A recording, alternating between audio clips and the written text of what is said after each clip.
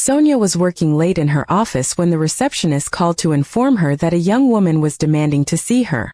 First, Sonia thought it must be a client. But when the woman walked in, her hand resting protectively on her swollen belly, Sonia immediately felt a strange tension. The woman's eyes darted nervously around the office before landing firmly on Sonia. She introduced herself as Aisha, and then dropped the bombshell. She was pregnant, and the father was Sonia's husband, Raza. The words pierced Sonia like knives. For a moment she sat frozen, unsure whether to scream, cry, or laugh at the absurdity. Aisha seemed almost relieved after saying it, as if she had finally freed herself of a burden. Sonia forced herself to remain calm. Instead of reacting with anger, she offered Aisha a seat and poured her a glass of water. Inside, however, her heart was burning. She had always suspected Raza was hiding something, but to have his betrayal show up at her office in human form was another matter entirely. Aisha explained that Raza had promised to leave his wife, to start a new life with her and their child. But lately, he had been avoiding her calls, making excuses and treating her like a secret. Out of desperation, she had decided to confront Sonia, hoping it would push Raza into taking responsibility. Sonia listened quietly, her mind racing. In that moment she realized the power had shifted. She wasn't the abandoned wife, she was the one holding the cards. That night, Sonia didn't confront Raza immediately. Instead, she played her role as usual, watching him closely, noticing the guilt in his eyes every time he looked away. He had no idea that Sonia already knew everything. She decided revenge would taste better if served cold, carefully planned, and executed in a way that would leave scars deeper than any argument could.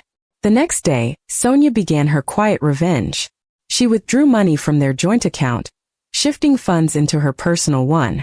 She contacted her lawyer friend and discreetly prepared divorce papers, ensuring she would leave the marriage with everything she was legally entitled to. At the same time, she reached out to Aisha again, inviting her for coffee. Instead of treating her as an enemy, Sonia treated her like an ally.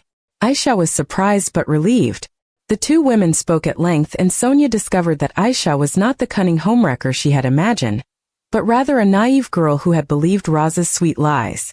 Together they pieced together Raza's pattern of deceit, the late nights, the business trips, the money unaccounted for. The betrayal no longer belonged to Sonia alone. It had spread its poison into both their lives. When Sonia finally confronted Raza, it wasn't with screaming or tears. She handed him the divorce papers at the dinner table with an icy calmness that shook him more than any shouting could have. "You'll be free soon," she said. "Free to marry the woman carrying your child. But you won't have the house, the business shares, or me standing by your side anymore." His face turned pale, realizing his world was crumbling. Raza tried to beg, insisting Aisha meant nothing, that it was a mistake. But Sonia simply smiled bitterly. "She's not nothing. She's carrying your child.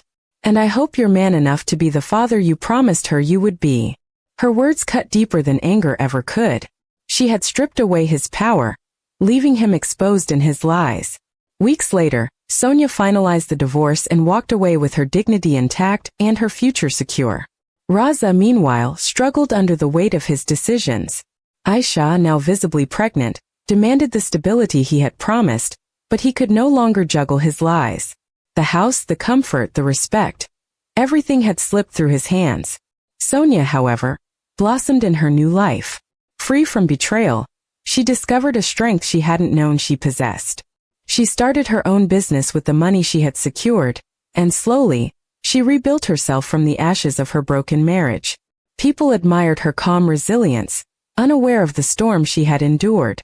One day, Sonia heard through acquaintances that Raza was living a miserable life, weighed down by responsibilities he wasn't prepared for, while Aisha struggled to trust him fully.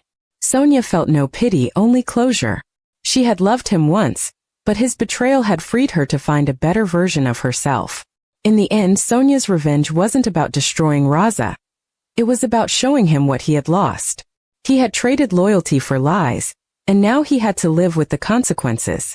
Sonia walked away not as a broken wife, but as a stronger woman, her silence and dignity delivering the sweetest revenge of all.